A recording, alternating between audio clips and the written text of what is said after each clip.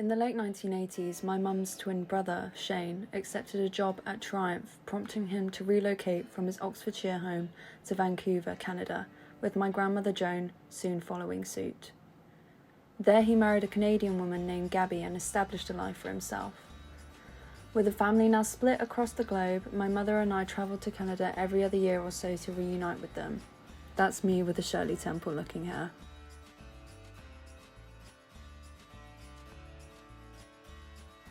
In 2016, my uncle and his wife decided to prepare for retirement and purchased a ranch situated 7 hours north of Vancouver. When visiting for the first time, I remember the initial dread of having to undergo a 7-hour car journey, but in the end found myself wishing that I could do it again. As we drove up the Trans-Canada Highway, I traversed through towns that were established during the late 1800s Cariboo Gold Rush. I found every site within these towns to be a photographic opportunity and reminiscent of the Midwestern photographic scenes that I had long admired, such as those captured by photographers Barry Phipps and Dave Giordano. Although the scenes were unfamiliar to me, I still found them charming. 1.5 and 3/4, can you do 2? From that initial journey, I knew that documenting these small towns was something that I wished to achieve, and years later, I was able to fulfill that ambition.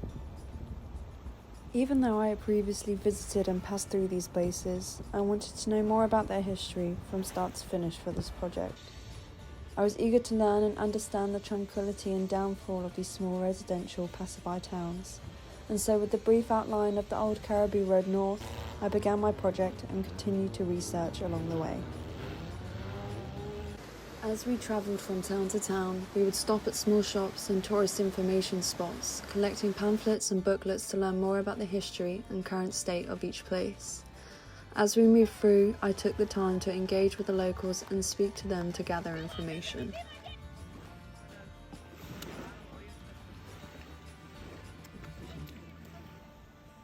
In the evenings, we would either stay in a motel or at a campsite, where I would spend time in a bar or restaurant frequented by the townspeople, observing and learning about each township. Despite the towns appearing somewhat desolate, there was always an undercurrent of life. Due to a lack of funding and opportunity, it seemed as though many of the towns have remained frozen in time for the last 30 years. The Fraser Valley is home to each town, nestled amidst mountains that add to their charm. The climate in the valley is unique and is home to Canada's only desert. During summers, temperatures in the area can soar above 40 degrees, leading to droughts, devastating wildfires, and torrential rains that cause landslides and flooding. In the winter, the temperature can plummet as low as -20 degrees, causing the river to come to a standstill and making all travel treacherous. Since my last visit, the extreme weather conditions of the interior landscape had permanently scarred the towns along the way. Remains and reinforcements were seen in an attempt to stop mass flooding from the Thompson and Fraser River, with the town of Lytton now absent from my trip also due to it being entirely burnt down by wildfires. The small BC town was virtually wiped out by a massive inferno 1 year ago, right after setting the record for the hottest temperatures recorded in Canadian history. 2 people were killed while hundreds lost their homes. A tragedy also seen as a sign of the future as our climate warms. Even as I record this now, towns in the valley are being swept away due to flooding caused by the rapid melting of snow and ice from the mountains that surround them. The hastening depletion of these small towns has instilled in me a sense of urgency to capture evidence of their existence.